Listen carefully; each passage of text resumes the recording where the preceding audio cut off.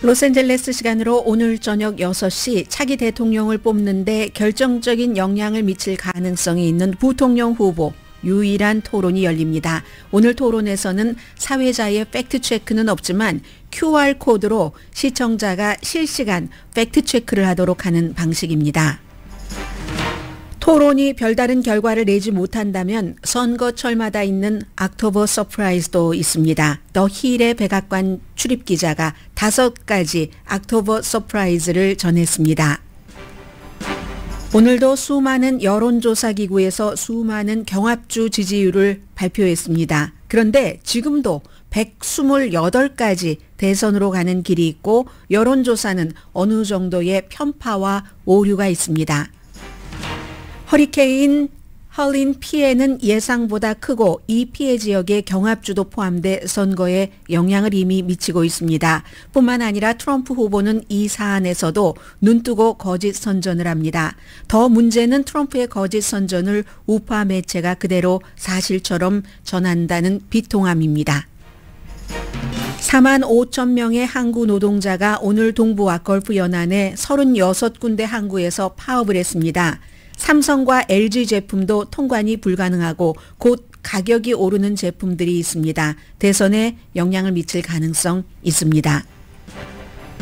캘리포니아주가 사립대학에서 가족 찬스, 레가시 입학을 금지하는 두 번째 주가 됐습니다. 스탠포드와 USC가 현재 14%인 레가시 입학 내년부터 없앱니다.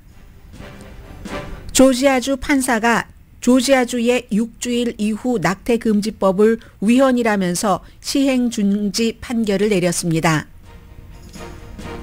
이스라엘이 레바논 남부 헤즈볼라를 상대로 지상군 침공을 시작했습니다. 지역전쟁에 대한 두려움 커졌고 열쇠는 이란이 쥐고 있습니다. 이란은 헤즈볼라 사무총장 암살 이후 자체 핵개발 필요성 확인 쪽으로 기울어졌습니다. 어쨌든 최종적인 것은 미국과 전쟁을 한다는 뜻이고 지금 미국이 이란과 전쟁을 했을 때 이란이 미국을 이길 리가 없다는 데서 많은 전문가들이 문제 해결 내지는 예측을 찾고 있습니다.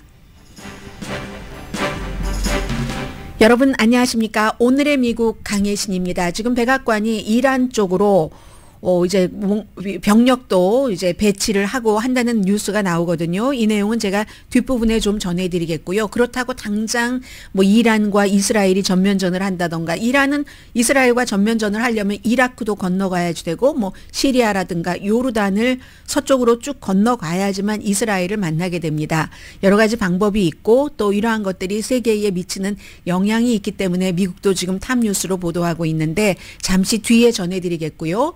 오늘은 먼저 부통령 후보 토론과 오늘이 10월의 첫째 날입니다.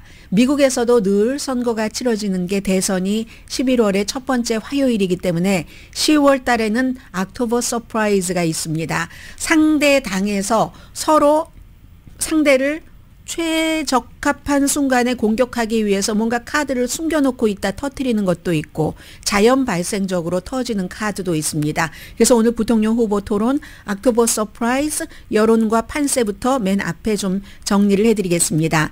로스앤젤레스 시간으로는 저녁 6시 그리고 동부 시간으로는 9시 한국 시간으로는 아침 10시에 결정적인 일격이 될 마지막 기회 이렇게 표현을 드리겠습니다. 물론 아직까지도 트럼프와 해리스 후보의 토론이 있을 것 같아라고 보고 있는 사람들도 있거든요. 아주 많다라고 볼 수는 없지만 그렇지만 그게 지금으로서는 아니라고 보는 사람이 더 많으니까 그럴 때 오늘 부통령 후보 토론은 예전에 부통령 후보 토론 보지 않았습니다. 일반 사람들은 그런 것과는 전혀 다른 결정적인 일격의 마지막 기회일 가능성이 있다고 말씀을 드렸습니다. 서로 다른 스타일이고 완전히 정치적인 신념도 다릅니다. 두 남자 전략도 다르죠. JD 벤스 공화당의 부통령 후보 같은 경우는 심지어는 거짓이라도 주목받으려면 해야지 된다라는 것을 본인이 공개적으로 인터뷰에서 얘기를 했고 그에 비해서 이 팀 월즈라는 미네소타 주지사면서 민주당의 부통령 후보는 굉장히 이 사람은 진보적인 정책을 미네소타에서 하는 사람입니다. 그런데 말하는 그 수단이요. 이웃집 아저씨처럼 해서 그 진보적인 정책을 굉장히 상식적인 것으로 이렇게 그 뭔가 사람들에게 설명하는 그런 재주가 있는 아주 두 사람이 너무너무 대조적입니다. 뭐 학력부터 다요. 그래서 우선 J.D. 벤스 후보를 보면은 오하이오주의 첫 번째, 그러니까 임기 1기 상원 의원이고, 트럼프 후보가 이 사람을 뽑은 데는 당연히 중서부의 백인 지지를 받기 위해서, 왜냐하면 너무너무 힘든 가정에서 자라서 고등학교 졸업하자마자 뭐 군대부터 갔다 와서 이제 오하이오 주립대학교를 나오고 예일 법대를 나온 사람이기 때문에 중서부의 노동계층의 백인들에게 어필을 하겠다 싶어서, 그것보다도 마가 운동에 대해서는 트럼프보다 더한 마가입니다. 어쩌면 이 점은 그렇기 때문에 트럼프가 바이든 대통령보다도 생일이 몇 개월 빠르기 때문에, 바이든 대통령은 11월 달이고 트럼프 후보는 6월 달이잖아요. 그래서 나이가 많으니까 만약에 트럼프가 대통령이 된다 할 때 이 벤스라는, 지금 이제 40살 됐죠. 8월 달에. 이 사람이 어떤 생각을 갖고 있느냐를 사람들이 너무 중요하게 쳐다보겠죠. 오늘 같은 경우는 딱 그 only one 무대이기 때문에. 테크업계에서 대학교 졸업하고 나서 일했습니다. 실리콘밸리 벤처 그 캐피털리스트 출신이고, 그리고 이제 테크업계의 지원으로 돈 많이 테크업계에서 이 사람을 지원했습니다. 우리에 대한 뭐 규제 좀 약하게 해달라고 해서 연방 상원 의원이 된 사람인데, 사실은 연방 상원 의원이 된 지가 얼마 안 되니까 이 사람이 트럼프 후보를 그전에는 미국의 히틀러라고 불렀습니다. 그리고 여러 가지 이제 성추문, 성 문제에 관한 재판이 있고 할 때는 그 트럼프 말을 누가 믿어? 다 저 주장하는 증인들, 여성들 말을 믿어야지. 이렇게 말하자면 한마디로 네버 트럼프에서 마가의 챔피언으로 올라선 사람이 J.D. 벤스입니다. 굉장히 자신감 있고요. 순발력도 있습니다. 말 잘하고요. 그런데 이제 약점이라고 하면 스스로 무리한 주장을 많이 해서, 무슨 뭐 아이 없는 고양이 레이디라든가 아니면 IT계 이민자들이 애완동물을 잡아먹는다고 한다던가, 이런 것들은 트럼프 후보보다 비슷하게 어떤 때는 조금 더 한 발짝 나가는 것 같은 느낌도 주는 그런 J.D. 벤스 부통령 후보. 그에 비해서 팀 월즈 60대고요. 팀 월즈 후보는 미네소타 주지사지만 제일 먼저 카멜라 해리스가 그를 소개할 때 코치라고 소개를 하잖아요. 풋볼 코치라고. 미국 사람들이 그만큼 좋아한다는 얘기고, 하이스쿨 선생님이었고, 방위군 했고, 뭐 수십 년 하원 의원도 했고, 학교 선생님일 때는 중국에 가서 이제 대학교를 졸업하고 나서 일을 미국에서 하나 이렇게 하다가 뭐 일자리가 마땅치 않고 했어요. 그래서 중국에 가서 중국 학생들에게 이제 영어를 가르치고 해서 중국을 이제 그 뒤에 교환학생 교환 등등으로 해서 뭐 30번인가 갔다 왔다고 하잖아요. 유머 감각이 아주 뚜렷하고 호감도가 J.D. 벤스와는 비교하지 못할 정도로 높습니다. 그리고 weird, 이상해, 저 사람 이상해 하는 말을 유행을 시켜서 굉장히 친화적인 언어를 하는데, 그 친화적인 언어로 진보적인 정책을 옹호를 합니다. 예를 들면 이런 거죠. 세금에 대해서 얘기를 할 때 뭐 무슨 예를 들어 해리스 후보가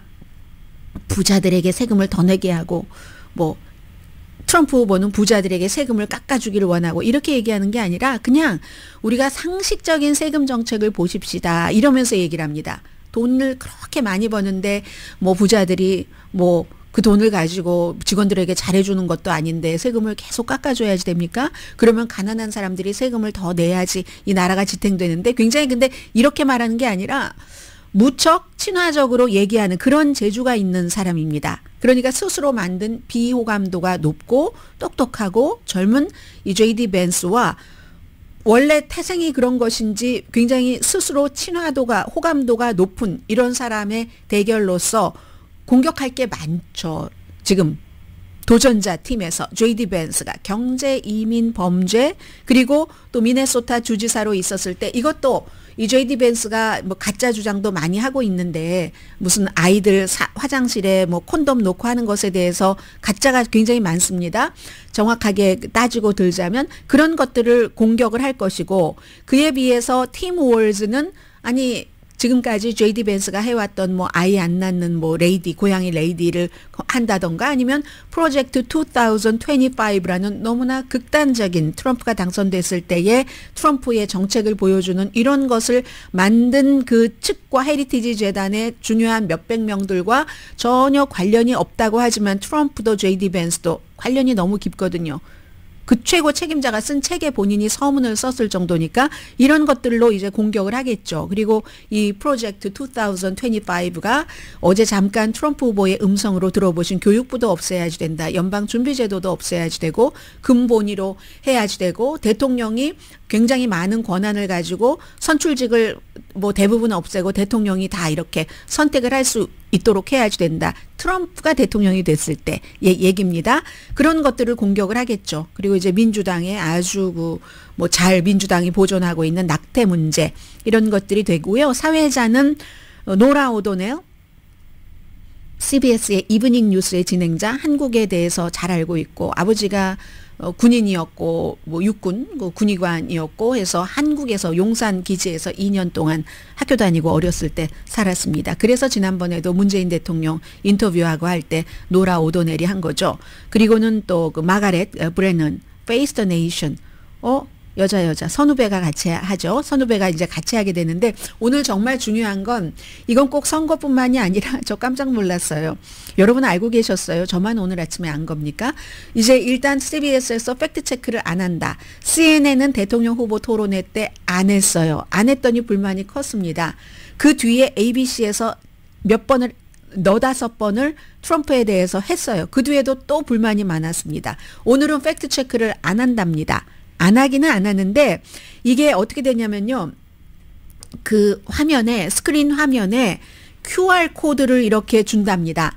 QR코드 CBS에서 방영되고요. 6시에 로스앤젤레스 시간으로 QR코드를 주면 우리가 휴대폰으로 어디 뭐 식당에 가거나 하면 QR코드를 이렇게 찍으면 거기에 자세한 내용이 쫙 펼쳐지잖아요. 그렇게 QR코드를 주면은 이제 팩트체크 이거 이상하다 할 때 그 QR코드 하얀색하고 까만색으로 돼 있는 거 딱 거기다가 블랙 앤 화이트 그 보드에다 가져다 대면 스마트폰으로 스캔을 하면 그 온라인에 쫙 그 나온답니다. CBS 웹사이트가 원래 이제 다 팩트체크를 해놨었던 것과 이것을 위해서 20명의 저널리스트들이 리얼타임으로 체크를 해준답니다. 새로운 방식이죠. 그런데 이건 CBS로 보실 때만 그렇습니다. 다른 그 텔레비전 뭐 거의 주요 매체는 오늘 다 방영을 하고 있기 때문에 그렇다는 겁니다. 참 이 내용을 제가 이렇게 여러분들께 보도해 드리면서 예전 같으면요. 약간의 과장이 있죠. 정치인들이 뭐 많은 과장도 있지만 특히 선거철에 과장이 분명히 있지만 그것도 적절했기 때문에 아주 사사건건 팩트체크가 너무 필요한 이런 일이 없었거든요. 굉장히 시간 낭비다 하는 그런 생각이 들고요. 그리고 이제 제가 잠시 뒤에는 여러분들 광고 들으시고 나서 또 트럼프 후보의 어제 또 엄청난 가짜. 근데 가짜가 그냥 가짜로 끝나고 이제 적당히 머물면 괜찮은데 그 가짜가 자꾸만 메인스트림으로 와서 진짜처럼 퍼지거든요. 그래서 저도 가끔 팩트체크를 해야 될 때가 있습니다. 어제 트럼프 후보가 조지아주의 그 허리케인 피해 지역에 가서 얘기를 했었던 그 팩트체크는 조금 하겠고요. 말하자면 민주당 대통령이 공화당 지역에는 뭐 지원을 안 한다는 뭐 이런 얘기를 했거든요. 공화당 주지사가 지원받고 다 잘하고 있다고 하는데도 불구하고 아무튼 이리하여 오늘 저녁 6시 아주 중요할 수도 있고 뭔가를 뒤집을 수 있는 여건을 마련할 수도 있고 아닐 수도 있는 부통령 후보 토론이 있습니다. 그리고 이제 지금부터는 5가지 옥토버 서프라이즈를 간단히 전해드리겠습니다. 백악관 출입기자예요. 의회신문 더 힐의 브렛 사무엘스가 이번에 우리가 예상할 수 있는 옥토버 서프라이즈도 항상 다르죠. 다른데 5가지 정도를 간추려 놨습니다. 사실은 지난 몇 개월 동안 7월 21일부터 지금까지 정확하게 6월 28일 트럼프와 바이든의 토론 이후 7월 1일에 바이든이 사임하고 나서 지금까지 1년 동안 겪어온 것보다 훨씬 많은 충격적인 일들이 있었습니다. 뭐 트럼프 후보 2번이나 암살 시도를 겪었으니까는요. 그런데도 불구하고 아직도 5가지 정도의 옥토버 서프라이즈 어느 후보에게 이득이 될 수도 있는 그런 것들이 있다는 겁니다. 우선 첫 번째는 비디오나 오디오가 나올 때 2016년 돈 있고 인기 있으면 여자는 아무데나 주물럭거려도 돼 하는 트럼프의 그 오디오가 나왔어도 트럼프 후보 별 영향 받지 않고 당선됐습니다. 2020년 선거 전에 헌터 바이든 후보의 아들 랩탑에서 막 선정적인 여러 가지들이 많이 나왔는데도 바이든 후보 당선됐습니다. 이번에 만약에 비디오나 오디오가 나온다면 기본적으로는 해리스 후보가 전에 쭉 그 검사부터 검찰총장, 연방상원의원, 부통령으로 있을 때 뭔가 정책이 범죄에 관해서나 오일 시추에 관해서나 바뀐 부분, 거기에 관한 비디오나 오디오가 좀 폭발적인 것이 나온다면 해리스 후보에게 나쁠 수 있겠죠. 그리고 트럼프 후보는 너무 충격적인 말을 뭐 거의 날마다 하니까 별 그 영향을 받지 않을 수 있지만 다만 하나를 지적을 합니다.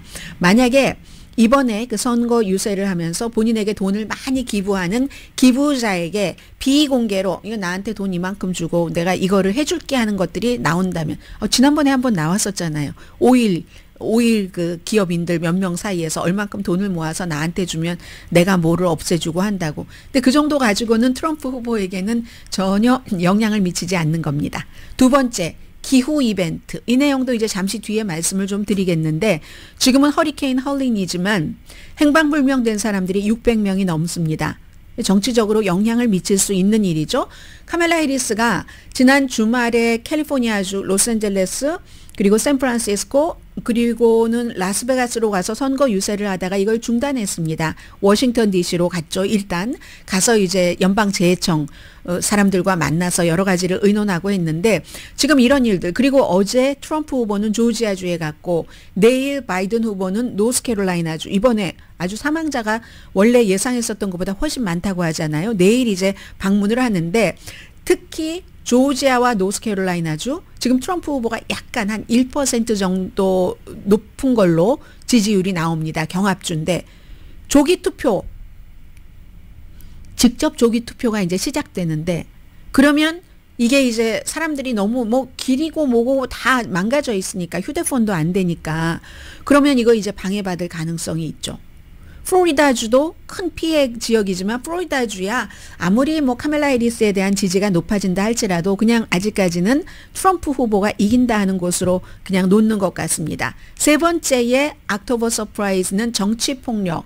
트럼프 후보 2번의 암살 시도 있었지만 지금까지 최소한 6개 주에서 선거 관계자들이 의심스러운 소포를 받고 그리고 연방수사국이 지금 조사하고 있습니다. 그리고 뿐만이 아니라 선거 딱 끝났어요. 11월 5일 개표하는 과정에서도 폭력이 있을 수 있죠. 그로 인한 무슨 일이 어떻게 돌아갈지 모른다는 거죠.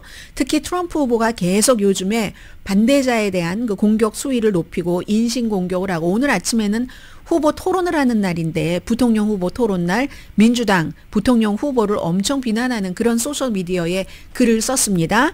자, 네 번째 옥토버 서프라이즈는 또 다른 토론이 있을 것인가. 아직까지 트럼프 후보는 아니라고 하거든요. 이유는 조기 투표가 이미 시작됐는데 메일로 하는 것도 그렇고 너무 늦었다면서 거부하고 내가 이겼는데 왜 해?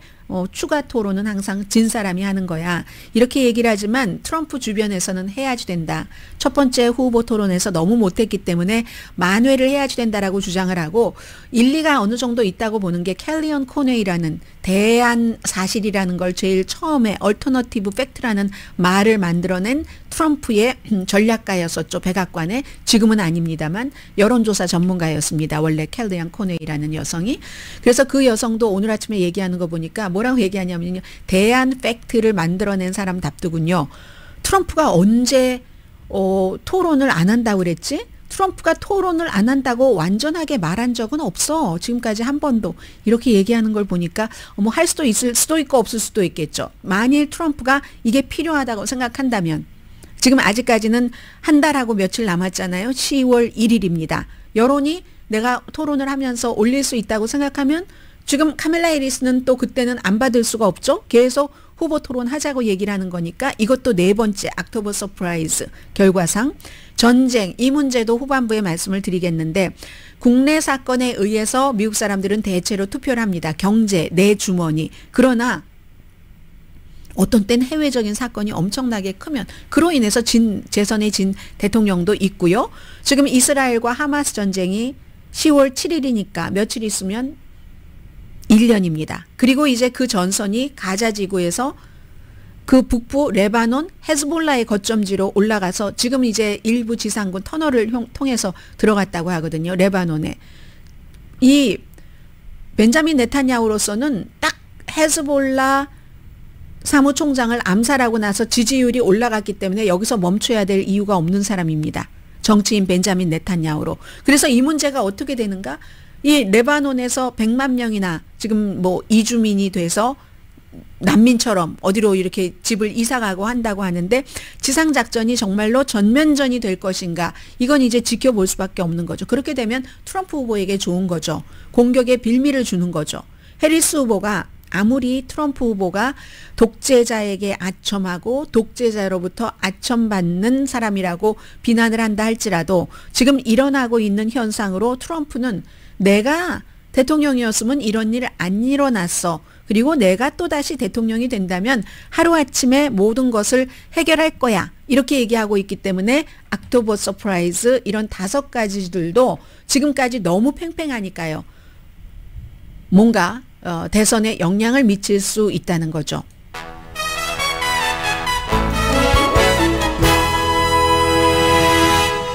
여론과 판세는 잠시 뒤에 전해드리겠습니다. 좀 길어질 것 같아서요. 오늘의 미국은 전문가가 추천하는 이민법, 가정법 전문 재인정 종합법률 사무소, 총 20억 달러 승소, 교통사고와 상해 전문 브라이언 타필라와 CG 변호사 그룹, 집융자 홈 에퀴티 라인업 크레딧, 급한 하드머니도 정말 쉽게 잘하는 융자나라 공동펀입니다.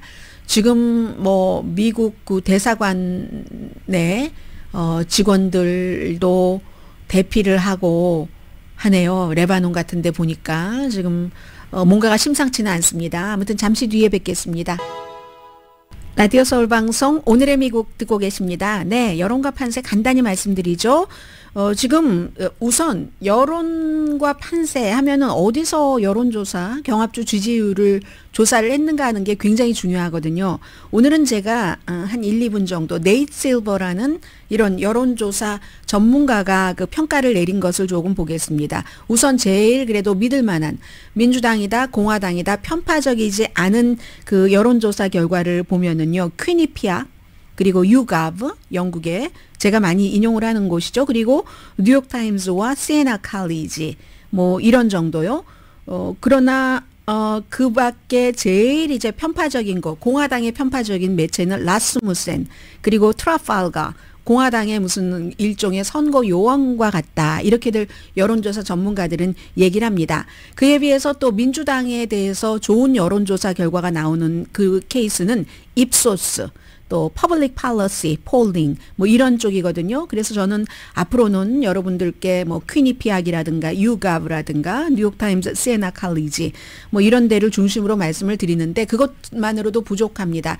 대체적으로 제가 여러분들께 여론조사 판세를 말씀드릴 때는 이렇게 그 여론조사 전문가인 그 네이 실버 씨가 얘기하는 것이라든가 아니면 BBC는 538을 믿거든요.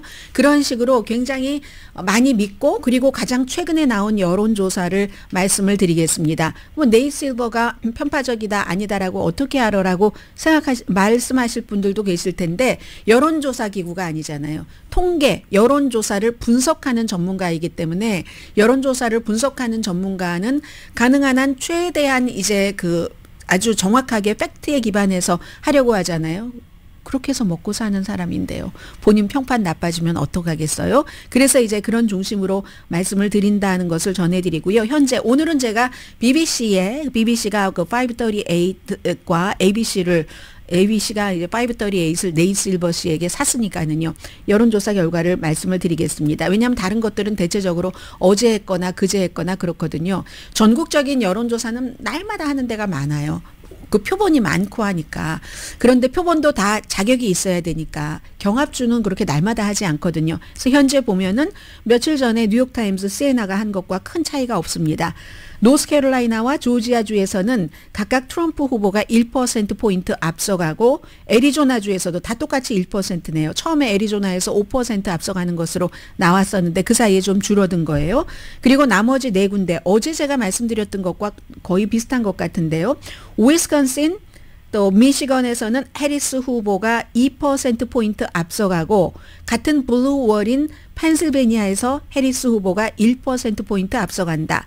그리고 네바다에서도 해리스 후보가 1%포인트 앞서간다. 지금으로서는 이렇게 나오거든요. 그래서 어제와 큰 차이가 뭐 그다지 많지는 않겠습니다. 아무튼 여론은 이 정도 되고요. 오늘은 여러분들께 우선 그 헐린, 그 허리케인과 트럼프, 바이든, 해리스, 또 조지아주의 브라이언 캠프 주지사 이런 얘기를 조금 드리겠는데요. 우선 그 조지아주라든가 노스캐롤라이나 플로리다주에서 이번 허리케인 때문에 피해를 입으신 분들 저희가 뭐 도와드릴 일은 없어도 마음으로는 많이 도와드리고 있습니다. 뭐 연방 정부에서 아직까지는 연방 정부, 연방 재해청에서 구호라든가 이런 것들을 그 하고 있고요. 130명 이상이 사망했고 6개 주에서 저쪽 위에 버지니아까지 플로리다주에서는 워낙에 트럼프 후보가 인기가 있어서 트럼프 기념품점이 따로 있더군요. 이런 곳에 뭐 약탈도 당했다고 하고 어떤 지역에서는 화학 약품을 그 처리하는데 뭐 흔한 일이잖아요. 불이 났다던가 전기 자동차가 이 그라지에 세워뒀는데 소금물 때문에 폭발한 이런 케이스도 있거든요. 노스캐롤라이나주에서. 그래서 지금 허리케인 그 영향권 안에 들어가 있는 그쪽 지역에서는 전기 자동차를 그라지 안에 넣어두지 말아라 하는 것을 많이 일반인들에게 홍보를 하고 있습니다. 그 사고가 난 곳은 다행히 그 가족들은 대피해서 다치지 않았다고 하거든요. 더군다나 그 애쉬빌 하면은 그 뭐 예술가들도 많고 그 산악지대 그쪽에 뭐 요리사들도 많고 뭐 어떤 뭐 기업인들이 뭐 산악지대 이런 데서 편히 쉬기도 하고 하는데 완전히 지금 물과 전기 부족하다고 하고요. 이런 모든 것들이 사실은 미국이 지난 20년 동안에 인구가 뭐 캘리포니아주에서 플로리다로 많이 갔다, 텍사스로 많이 갔다 하지만 또 다른 곳에서 캘리포니아주로 들어오는 사람들도 있잖아요. 거의 인구 이동이 남부와 서부 쪽으로 이제 그 집중적으로 됐습니다. 북부에서 내려오는 거예요. 뭐 여러 가지 이유가 있겠죠. 일자리도 그렇고 날씨도 그렇고 해서 전부 남쪽과 서쪽으로 오니까 이젠 자연재해가 일어날 때 너무 이게 심해지는 겁니다. 인구가 늘어나니까 그 제한된 땅에 뭔가를 이만큼만 해야 되는데 뭔가를 과잉으로 해서 말하자면 인간이 만들어낸 재앙이라고도 될 수 있는 거잖아요. 그게 자연재해와 딱 마주쳐서 피닉스 같은 경우 뭐 지금 뭐 100도가 넘는 게 뭐 며칠이라고 하던가요? 캘리포니아주도 시에라 네바다 화재 위험 그렇게 많다 하는데도 그런데도 여전히 그쪽으로 사람들 몰리고 있죠. 휴스턴, 어스틴, 댈러스, 포트워스, 텍사스 얼마나 이제 많이 사람들이 그동안에 모였습니까? 그러니까는 뭐 허리케인부터 산불부터 엄청난 이런 사실이 더 좀 지독해진다. 사람들이 보통 이사할 때는요. 재난이 많이 일어난다. 이걸 걱정한다기보다는 날씨가 어떻지? 은퇴하시는 분들은 그리고 젊은 사람들은 뭐 일자리가 그럼 어떤가? 아니면 그 밖에는 라이프 스타일 이런 것을 보잖아요. 또 생활비를 보실 테고 그러니까 이제 이런 그 요즘에 지금 이렇게 일어나고 있는 허리케인 피해 지역도 인구가 많이 늘어나서 더 피해를 본 것도 있다. 뭐 요즘 이런 얘기도 나옵니다. 그러니까 지금 하나의 허리케인이 발생하고 나서 정부에서 당장 해결해야지 될 문제가 있고 지금 600명 이상이 행방불명이라고 하니까 그건 그거대로 하면서도 장기적인 계획도 같이 해나가야지 되는 거죠. 당연히. 그런데 이제 트럼프 후보가 어제 이제 이런 것들이 많이 방영이 안 되면 저도 구태여 제가 시간을 이렇게 쓰고 싶진 않거든요. 팩트 체크를 하면서. 근데 쓸 수밖에 없습니다. 어제 트럼프 후보가 조지아주 발도스타를 갔어요. 발도스타에 가서 이제 빨리 갔다 이거죠. 재난 지역에는 빨리 가는 게 중요한 게 아닙니다. 물론 그 사람들이 지금 예를 들어 현직 대통령이라든가 이런 사람들에게 위로받고 싶은 마음 그리고 가면 도와줄 것이라는 믿음 같은 것이 있는 건 사실이지만 엄청나게 많이 구조 작업이 먼저 돼야지 될 때 가는 것은 아니잖아요. 그래서 이제 어제 그런 곳을 가진 않았고요. 이 트럼프 후보가 바이든 대통령이 그렇기 때문에 큰 피해를 입은 노스캐롤라이나주를 내일 간다는 얘기입니다. 카멜라 해리스 후보도요. 당장에도 가고 싶지만 그 최소한으로 그러니까 피해를 그 현지에 내지 않는 그런 형태로 가겠습니다. 그냥 뭐 이 멀리서 할 수 있는 일 하겠습니다. 그래서 라스베가스에서 일요일에 그 선거 유세할 때도 보니까 제일 먼저 이 허리케인 이분들부터 얘기를 하더군요. 그런데 이제 트럼프 후보는 그리고 주말에 바이든 대통령은 주말이면 백악관을 비우잖아요. 백악관 바깥에 있었습니다. 그리고 어제 백악관에 돌아왔는데 트럼프 후보가 이 정도는 그냥 가뿐하게 넘어갈 수 있어요. 아니 왜 뭐 워싱턴에도 안 가고 뭐 두 사람 다 뭐 싸잡아서 뭐 욕을 한 거예요. 엄청. 그렇게 하는데 해리스 후보는 선거 유세를 중단했거든요. 본인도 일요일에 선거 유세했잖아요. 펜실베니아주에서 이 해리스 후보가 라스베가스에 있었을 때 본인도 펜실베니아에 있었고 근데 이거는 그냥 아예 그렇다고 하고 무슨 얘기를 어제 계속 했느냐면은 이 트럼프 후보가 민주당인 바이든 대통령이 공화당 지역의 그 주지사들이 전화를 해도 전화를 통화할 수도 없고 공화당 지역을 도와주지를 않는다. 이거 그래야지 되는데 도와주지를 않는다라고 여러 번 얘기를 했거든요. 그 가운데 좀 점잖게 얘기한 것을 조금 들려드리겠습니다. 네. 그런데 왜 이게 안 열리죠? 참. 안 열려서 못 들려드리겠네요. 제가 말로만 해야 되겠네요. I just spoke. The president just called me. 그래도 이건 되네요. 이건 되는데 트럼프 후보가 좀 전에 제가 말씀드린 그것처럼 아니 뭐 대통령 전화 통화할래도 전화도 안 받고 공화당 지역은 도와주지를 않는다라고 얘기를 했는데 그 전에 이미 브라이언 캠프라는 본인이 갔잖아요. 그곳에 브라이언 캠프라는 주지사가 트럼프 바이든 대통령과 전화 통화를 했고 본인이 전화를 건 게 아니라 바이든 대통령이 민주당 대통령이 공화당 브라이언 캠프 주지사에게 전화를 했는데 본인이 못 받았대요. 아주 급한 일이 있었겠죠. 이 비상사태에서. 그래서 금방 다시 전화를 걸어서 대통령이 도와준다고 했고 앞으로도 무슨 일이 있을 때마다 전화하라고 했다라고 얘기를 했습니다. I just spoke. The president just called me yesterday afternoon. I missed him and called him right back, and he just said, "Hey, what do you need?" And I told him, you know, we got what we need. We'll work through the federal process. He offered that if there's other things we need, just to call him directly, which I appreciate that. 네, 그래서 이제 대통령에게 감사한다 이런 얘기까지 했어요. 했는데도 그러는 겁니다. 그랬더니 기자들이 계속 물어보죠. 아니 브라이언 캠프 주지사가 그랬다는데 그렇지 않았다는 것을 뒷받침할 만한 것을 보여달라 하니까 스스로 찾아봐라. 트럼프 후보가 많이 하는 얘기잖아요. 그래서 기자들이 계속 묻는 거예요. Governor Kemp did call.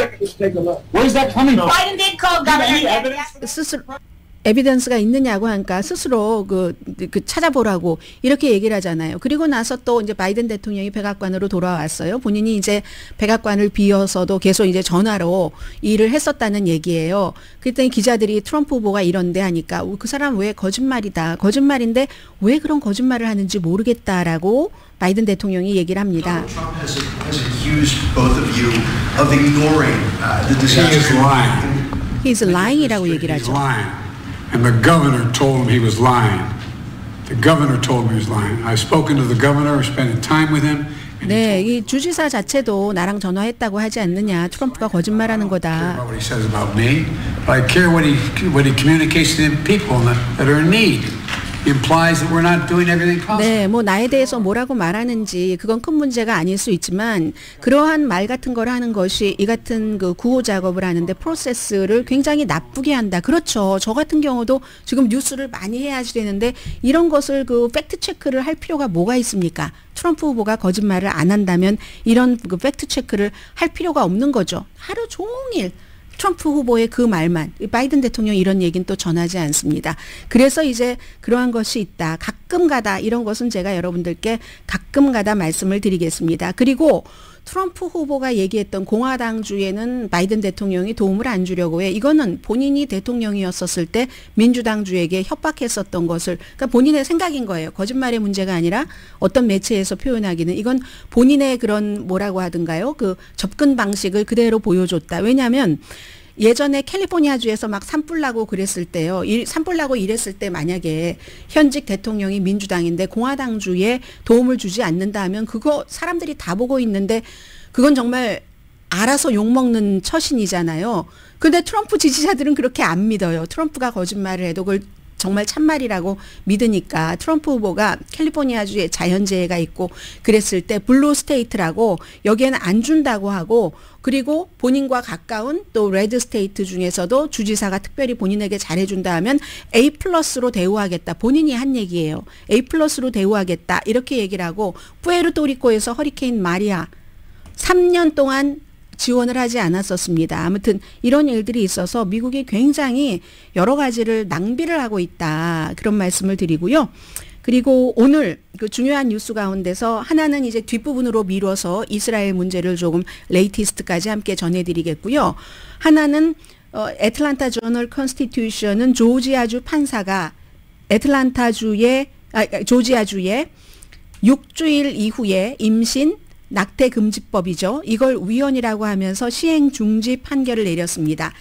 이게 이제 연방 대법원에서 주에서 알아서 하세요. 하니까 임신 6주일. 그러니까 여성 가운데는 그 임신 6주일 때는 뭐 그 느끼지도 못하는 여성들도 많이 있다고 하는데 아무튼 그랬는데 결국은 최근에 이슈가 됐던 임신 중절을 하지 못해서 여성이 2명이 사망했습니다. 2명이 사망을 하고 그런 보도가 나오고 이건 이제 그 카멜라 해리스 후보가 뭐 얘기도 인터뷰할 때 했었던 거고요. 앰버 니콜 서먼, 캔디 밀러 두 여성 이 케이스가 나오고 나서 어제 판사가 26페이지짜리 그 의견서 판결문을 썼는데 풀튼 카운티의 판사네요. 로버트 맥버니 판사가 아무튼 이거는 원래대로 돌려라 해서 뭐 그러나 주 또 검찰총장이 주 대법원에 항소할 수는 있죠. 이게 지금 애틀란타 저널 컨스티튜션은 오늘 탑뉴스고요. 캘리포니아주 사립학교는 잠시 뒤에 항만 근로자들 파업과 함께 전해드리겠습니다. 아니 집이 부자여서 돈을 주거나 부모가 그 대학교 나오고 하면 레가시 입학이 너무 당연한 거잖아요. 아들 부시 대통령도 아버지 때문에 예일 들어갔고 잠시 뒤에 뵙겠습니다. 라디오 서울 방송 오늘의 미국 듣고 계십니다. 이란이 이스라엘을 향해서 미사일을 발사했다는 지금 뉴스가 나오고 있는데요. 그게 지금 그 경로와 어떠한 그 결과를 주는지까지는 안 나오는 것 같습니다. 몇 분 있으면 또 확인이 될 테니까 조금 더 자세히 우선 오늘 메인주부터 텍사스까지 그 항구 부두 노동자들이 파업을 하는 것 50여 년 만에 처음이랍니다. 1977년 이후에 처음이라고 하고 특히 이제 14군데 항구는 아주 그 중요한 항구라는 거죠. 화물 컨테이너의 반 이상을 처리하는 원래 그 4만 5천 명 정도가 지금 파업을 하는데요. 멤버는 그것보다 훨씬 많답니다. 8만 명이 넘는데 국제 해운 노조 소속이고요. 당연히 이제 임금 인상이죠. 어제까지 협상이 되지 않았기 때문에 또 하나가 있죠. 요즘은 이제 파업한다 하면은 임금 인상, 조건 인상 그것과 함께 자동화에 반대하는 이런 것들이죠. 시간당 임금을요. 뭐 굉장히 좀 다양하다고 하거든요. 29달러에서 39달러까지 뭐 이렇게 해서 6년 동안 매년 10%씩 한 70% 이상 요구를 해서 2030년까지 시간당 69달러. 뭐 항만 그 근로자들이 돈을 많이 받긴 하잖아요. 한 뭐 기본적으로 한 8만 달러 정도는 받고 오버타임 뭐 이런 것들 하면 20만 달러 이상 받는데 워낙에 이건 이제 근무 그 하는 그 일터의 작업 환경도 어렵고 위험하기도 하고 하는 거기에 대한 위험 수당이 많이 있는 거죠. 그런데 일단 지금 이제 파업을 시작했습니다. 그렇게 될 경우 경제에 바로 영향을 준다는 건데 할러데이 연말 시즌에 바나나도 미국 많이 수입하잖아요. 자동차 부품, 면, 나무, 담배 이런 건 또 그렇다 할지라도 썩는 물건들 있잖아요. 음식 같은 거, 뭐 바나나도 그렇네요. 며칠 지나면 거기서 월마트라든가 제일 이제 그 동쪽 항구를 많이 이용하는 데가 월마트보다도 제 삼성 LG를 먼저 말씀드려야지 되겠네요. 삼성 LG, 이키아 가구, 그리고 밥스 디스카운트 퍼니처, 홈디포도 그쪽 동쪽을 많이 이용한답니다. 월마트와 함께. 이렇게 되는 경우는 추가로 이제 보관료를 내야지 될 테고요. 그리고 이게 파업이 하루 파업을 하면 그 하루 파업한 것에 대해서 회복하는데 한 사흘에서 닷새가 걸린답니다. 또 파업이 얼마나 오래 지속되느냐에 따라서 다르고 그러면 앞으로 이제 몇 개월 지나면 가격이 비싸진다는 얘기가 되는데 뭐 미국의 수입품의 한 3분의 1이 영향을 받게 되고요. 하루에 45억 달러 피해라고 골드만삭스가 예상을 했죠. 이게 또 이제 좀 길어지면 10만 명 정도가 관련 뭐 일자리를 잃게 되는데 대통령이 권한이 있습니다. 파업하지 말고 계속 협상해라고 80일 동안은 파업을 중단할 태프트 하틀리 법이 있는데 이거 잠시는 견딜 수 있다고 보는 것 같아요. 그리고 나서 뭐 압력을 넣을 수 있는 쪽에 넣지 않을까라고 생각이 되는데 선거에 영향을 미치는 겁니다. 자동차 파업을 할 때 역사상 처음으로 자동차 그 파업하는 사람들과 함께 피켓을 들었던 대통령이 바이든 대통령이 파업하지 말아라라고 말할 수가 없는 거예요. 공식적으로 가장 친노조 대통령이다라고 하는 사람이. 그래서 2002년도 그때는 뭐 선거철이 가깝지 않았었겠죠. 조지 부시 대통령이 이쪽 서해안에 이제 항구에서 파업을 할 때 이 개입을 했었었죠. 그때 11일인가 파업을 했었습니다. 그랬는데 이걸 잠시 뭐 얼마 며칠 안에 해결이 된다면 모르지만 길어지면은 민주당에 타격이 있을 가능성이 아주 크죠. 그러나 대통령으로서는 예를 들어 전체적으로 타격이 조금 있다 할지라도 이 4만 5천 명이라는 것은 분명한 표잖아요. 이 4만 5천 명의 표를 그냥 포기할 수 없는 그런 상황이거든요. 그래서 지금 이것은 굉장히 중요하다고 말씀을 드리고요. 그리고 오늘 이제 이 내용은 뭐 꼭 뭐 로스앤젤레스, 캘리포니아 지역뿐만이 아니라 미국 뭐 동부에서도 많이 포커스를 두고 보도를 하던데요. 사립학교의 레가시 입학, 이게 이제 우리 엄마, 아빠, 뭐 동생, 뭐 동생은 아니고 동생이 먼저 학교 갈 수도 있죠. 이런 레가시 입학. 근데 거의 그런 것에는 돈이 따릅니다. 연관이 돼서 뭐 누군가가 아무튼 연관이 돼서 그리고 이제 돈도 기부하고 하는데 캘리포니아주는 몇십 년 전부터 공립학교는 레가시 입학은 없어요. 어퍼머티브 액션이 많이 문제가 됐었지만 레가시 입학은 없었는데 이번에 그 법안을 어제 이제 게빈 뉴섬 주지사가 서명을 한 거죠. 당장 세계적으로 유명한 스탠포드 대학교와 USC가 영향을 받게 되죠. 2025년 내년 가을 학기부터 적용이 되고요. 어제 게빈 뉴섬이 서명하면서 운이 좋은 사람, 그러니까 타고난 뭐잖아요. 그런 사람만 캘리포니아 드림을 이루어서는 안 된다. 누구나 다 장점, 그리고 본인의 스킬, 노력 이런 것으로 공평하게 학교에 입학할 수 있어야지 된다. 이렇게 얘기하면 레가시 입학으로 장학금을 줘서 가난한 집 아이들이 얼마나 많이 공부를 하는데 이렇게 얘기하는 사람도 분명히 있습니다. 그런데요. 그것보다는 그냥 백인 부유한데 뭐 그냥 레가시 입학으로 등등 해서 가는 그런 것들이 훨씬 거기에 포커스를 더 많이 둔 거죠. 뭐 가난한 학생들을 돕기 위해서 뭐 그런다 이건 아니고 그리고 또 레가시 입학하는 사람들도 꼭 하는 얘기가 있어요. 그게 그냥 가족들 유대 이런 것이 있어서 그 학교를 가는 거지 정말로 자격이 있는데 그럼 자격이 있으면 돈만 내고 그리고 유대 관계가 있고 하면은 그냥 그 학교에 들어가는데 레가시 입학 혜택 안 받으면 되잖아요. 레가시 입학 혜택을 받았다는 것은 혜택이 필요하니까 받았다는 얘기가 될 테고요. 퓨 리서치의 연구 결과 여론조사 결과 2022년도 미국 성인의 75%는 누군가 가족과 친척이 그 학교에 다녔다는 이유로 입학하는데 좋은 점수를 줘서는 안 된다라고 답변을 했습니다. 그래서 캘리포니아주가 메릴랜드주가 이제 사립대학까지 레가시 입학을 금지한 첫 번째 주고 두 번째고요. 그리고 나머지 일리노이, 버지니아, 콜로라도는 공립대학과 칼리지에서만 금지를 합니다. 잠시 뒤에 이스라엘 뉴스 전합니다. 라디오 서울방송 오늘의 미국 듣고 계십니다. 미국이 몇 시간 안에 이란이 이스라엘에 미사일을 발사할 수 있다라고 얘기하면서 뭐 대사관에 있는 사람들도 대피하도록 했습니다. 그리고 약 8분 전에 이란에서 이스라엘 쪽을 향해서 미사일을 발사했고 그 이후에 여러 가지에 대해서는 아직까지 나오지 않고 있습니다. 이란이 이스라엘 쪽으로 미사일을 발사하면 이란이 우리가 이제 지도로 이렇게 볼 때는 동쪽이잖아요. 그 또 서쪽에 이라크가 있고 요르단이 있고 뭐 그 요르단 위에 시리아가 있고 그 다음이 이제 이스라엘이기 때문에 이 발사한 미사일이 이스라엘에 지금 어떠한 영향을 주느냐 그리고 그 이후에 이스라엘의 대응 같은 것을 지금 알기는 어렵습니다. 그런데 제가 지금 한 1분 30초 남은 사이에 이스라엘, 헤즈볼라, 이란, 미국을 조금 정리를 해드리자면 이스라엘은 레바논 남부 헤즈볼라를 상대로 지상군 침공은 터널을 통해서 시작을 했고요. 열쇠를 이란이 쥐고 있다 했는데 이란이 지금 일단 미사일을 발사를 한 겁니다.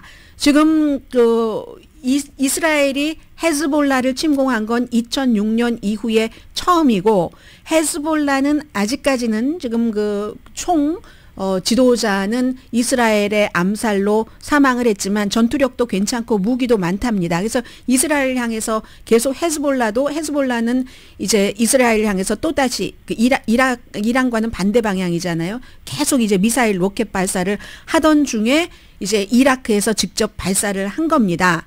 그래서 미국의 입장은 바이든 대통령이 하산 나스랄라를 헤즈볼라의 이제 총책임자를 이스라엘이 암살한 것 이것 자체는 오케이 잘했다라고 하고 이후에는 외교적인 노력이 필요하다. 휴전 노력이 이미 실패를 했잖아요. 그러면서 미군 기지에 드론 공격 받을 것에 다 대비하고 이란을 향해서 미군 기지를 공격하지 말아라 하는 얘기를 하면서 중동의 병력을 파견을 했거든요.